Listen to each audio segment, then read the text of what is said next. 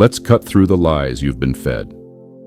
Your entire life, you've treated solitude like a disease, something to cure with endless scrolling, crowded rooms, and hollow small talk. You've mistaken loneliness for weakness, silence for failure.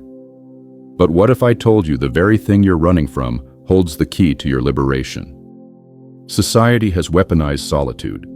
They've convinced you that being alone means you're unlovable, that empty spaces in your calendar are red flags, that your like is a joke if it is not eventful. Yet how many times have you stood in a room full of people and felt utterly disconnected? How many parties have you left feeling emptier than when you arrived? This isn't loneliness. It's existential static, the consequence of living through borrowed identities. Choosing solitude isn't surrender, it's revolution, a refusal to let the world define your worth. When you step into silence, you're not hiding, you're digging, stripping away the roles you play, the pleaser, the performer, the perpetual yes. Beneath those masks, you'll find a voice you barely recognize, your own voice. Here's the brutal truth no one admits. Clarity begins where noise ends. Neuroscience confirms it. Your brain isn't wired for constant input. It needs stillness to rewire, to heal, to innovate. But first comes the detox, the withdrawal from validation hits. The first hour alone feels like a cage.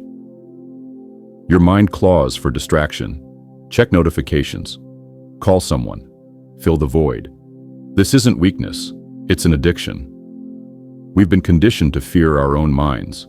The same dopamine loops that keep you hooked on likes and replies are the ones that kept your ancestors alert to predators, except now, you're being hunted by algorithms engineered to monetize your attention. This withdrawal isn't just psychological, it's a biological revolt. Your nervous system rebelling against the fiction that constant connection equals survival. And the most brutal irony?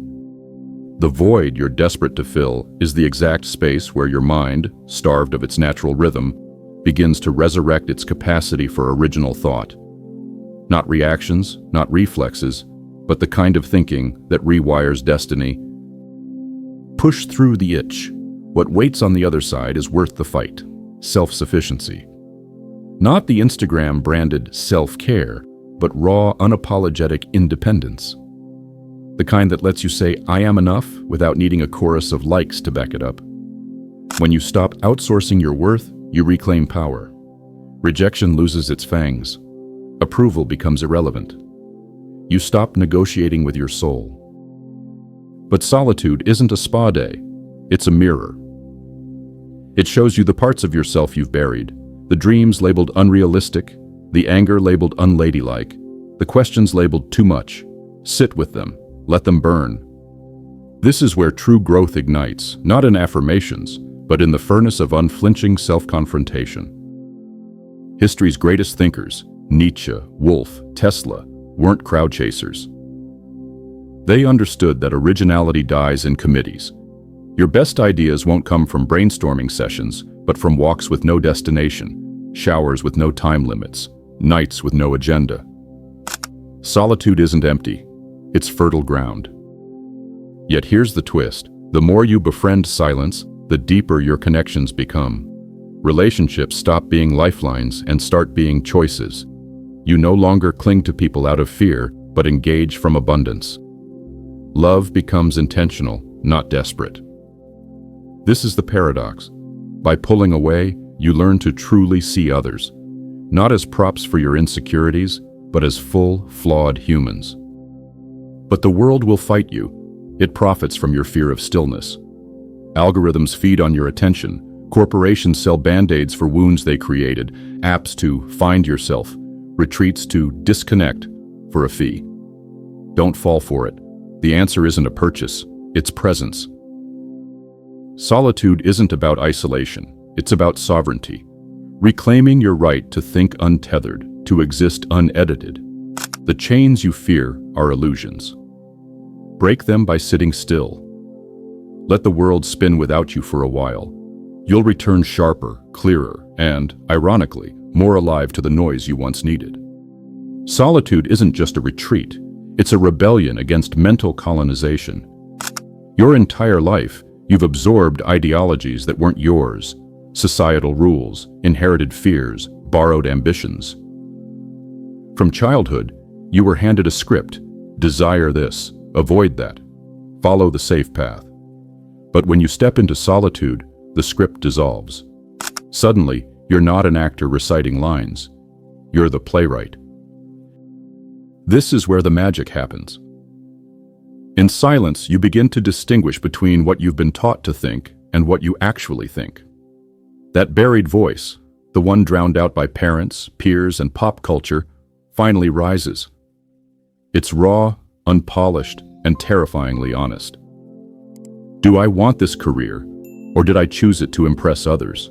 Do I fear failure, or do I fear judgment? Solitude forces these questions to the surface. Here's what no one tells you. Thinking for yourself is a radical act. In a world that rewards conformity, solitude becomes your secret laboratory. Without the noise of groupthink, your mind shifts from reactive to creative. Instead of regurgitating opinions, you synthesize ideas. Decisions once paralyzed by "what will they say" become clear. This is what I say. But autonomy comes with a price tag: existential dread. Solitude drags your deepest fears into the light. The fear of irrelevance, the terror of mortality, the ache of "what if I'm wrong?" These aren't distractions to numb, they're invitations to evolve. Sitting with them isn't passive, it's alchemy. The same way fire purifies gold, solitude burns away the illusions you've mistaken for truth. And here's the twist. In confronting your insignificance, you find freedom. The universe doesn't care about your resume, your Instagram feed, or your 5-year plan. That promotion you're obsessing over, that humiliation you're replaying, cosmic dust. Solitude teaches you this liberating truth. You are both nothing and everything. A fleeting speck in the cosmos, yet the entire universe to yourself. This duality isn't a paradox, it's permission. Permission to fail, to pivot, to exist without justifying your worth. Time warps in solitude. Outside, it's a tyrant, counting deadlines, chasing productivity, but alone, it becomes clay. You mold it. An hour spent staring at a wall isn't wasted, it's an excavation. You rediscover patience, the slow unfurling of ideas, the beauty of building something invisible, a stronger mind, a quieter ego. This is solitude's greatest gift, is that it returns you to yourself. Not the curated version for public consumption, but the primal self. Untamed, unedited, unapologetic. Relationships transform here. You stop clinging to people to fill voids and start choosing them to share abundance. Love becomes intentional, not transactional. Yet society will call this selfish. Why be alone when you could be networking, it says. But you'll know the truth. Solitude isn't isolation, it's reclamation. Of your time, your mind, your sovereignty, your raw self. The crowd may dismiss you as aloof, but you'll smile, knowing something they don't. Stillness is the birthplace of revolutions. Every groundbreaking idea, from Einstein's relativity to Van Gogh's Starry Nights, was forged in isolation. Solitude's most brutal lesson is that it teaches you to sit with nothing. No distractions, no validation, no escape. Modern life is a dopamine carnival, every ping and swipe designed to numb discomfort. But solitude strips it all away, leaving you face to face with the void. This is where most falter. They mistake emptiness for inadequacy, silence for stagnation. But those who stay discover a truth that rewires their existence. Nothingness is not absence, it's potential. Think of solitude as a mental gym. Every minute you resist checking your phone, every hour you spend journaling instead of doom scrolling, you're strengthening psychological muscles atrophied by instant gratification. This isn't self-improvement, it's survival training for the soul. The modern world is a minefield of distractions, and solitude is your armor. Here's the uncomfortable twist. Emptiness is the birthplace of resilience. When you stop outsourcing your happiness to likes, to texts, to Friday night plans, you learn to generate it internally. Boredom becomes creativity's catalyst. Silence becomes insight's amplifier. The ache of being alone, it's not a flaw, it's proof you're detoxing from dependency. But the process is merciless. In solitude, you'll meet your shadow self. The jealous, angry, insecure parts you've buried under Netflix binges and small talk. These aren't monsters, they're messengers, that jealousy. It's pointing to unfulfilled ambition. That anger is highlighting boundaries you've neglected. Solitude forces you to understand these signals instead of silencing them. And here's the revelation. The more you tolerate emptiness, the less you fear loss. Walk through enough silent hours and you'll realize you've already survived the worst. Being alone with yourself. What's left to lose? Relationships become choices, not crutches. Careers become expressions, not prisons. You stop clinging to people and start choosing them. This is why solitude breeds magnetism. When you stop begging for attention, you become a mirror. People see in you what they've lost, the courage to be unapologetically yourself. They'll label you mysterious, intense, even intimidating. Let them. You're no longer auditioning for their approval. But be warned, solitude is addictive. Once you taste the clarity of unfiltered thought, small talk feels like poison. Crowded rooms suffocate. You'll crave depth like oxygen. This isn't elitism, it's evolution. You're shedding the skin of who you were to become who you are. Now the challenge, 30 minutes of unbroken solitude. No music, no screens, no crutches. Just you and the void. The first 10 minutes will scream, "This is pointless." The next 10 will whisper, "What if I'm wasting my life?" The final 10. That's when the magic creeps in. Insights you've repressed for years will surface. Solutions to problems you've avoided will crystallize. Why? Because without distractions, your mind finally does what it's built for. Solve, create, heal. This isn't mindfulness, it's mind rebellion. A refusal to let algorithms own your attention. A declaration that your thoughts matter more than trends. The world will call you crazy. Let it. While others chase viral validation, you'll be mining something far more valuable: self-trust. And here's the secret they'll never admit.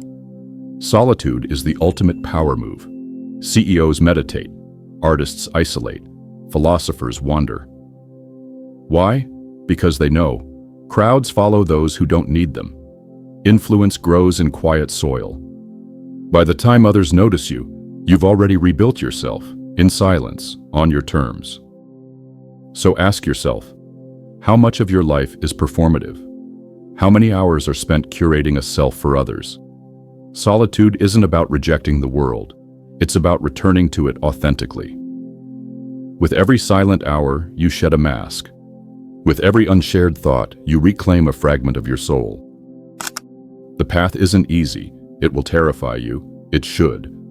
But on the other side of fear lies the only thing worth finding: yourself. If this resonates as more than theory, if you feel the pull to live undiluted, pause and hit the like button for this video. It's a silent pact with yourself. It also supports the channel. Now, let's proceed. Solitude does something outrageous. It makes you laugh at the absurdity of it all. The insecurities you've coddled, the grudges you've nursed, the pedestals you've built for others' opinions, all of it collapses under the weight of one irreverent truth. You are a fleeting spark in an infinite universe. This realization isn't nihilism, it's emancipation. In silence, you grasp the cosmic joke. The world spins whether you stress or not. That presentation you bombed, the rejection that gutted you, they're blips in a timeline stretching billions of years. Solitude doesn't belittle your struggles, it puts them in perspective. Suddenly, the pressure to be important evaporates. You're free to exist, not perform, to explore, not achieve, to be, not become. But here's where it gets radical. When you stop chasing legacy, you start living legacy. Creativity unshackled from ego flows freely. You write not to be published, but to understand. You create not to impress, but to express. This is the secret of history's iconoclasts. They didn't give a damn about their Wikipedia pages. They cared about the work. Time, that elusive tyrant, bends in solitude. Outside, it's measured in deadlines and notifications, a countdown to burnout. Alone, it becomes fluid. An hour feels like a decade when spent unraveling a single thought. A month feels like a blink when lost in flow. You realize, time isn't scarce, your attention is. The world steals it with infinite urgency. Solitude teaches you to guard it like a dragon hoarding gold. This is why society fears solitude. A mind that masters time becomes ungovernable. It questions deadlines. It rejects hustle culture. It invents its own rhythms. While others sprint on treadmills, you're composing symphonies in the pause between breaths. But the greatest rebellion is that solitude reveals that you've always had enough time. The "if only I had more hours" lie. Debunked. You've wasted years on distractions dressed as priorities. Meetings that could have been emails, friendships that should have been farewells, goals that weren't yours. Solitude hands you a broom. Sweep the clutter. What remains is your life, distilled. Now the unspoken truth. Solitude is grief. It's mourning the person you pretended to be. Letting go of identities that never fit, the perfect child, the flawless professional, the eternal optimist. In silence, those costumes rot. What emerges is raw, undefined, and terrifyingly alive. This is where most quit.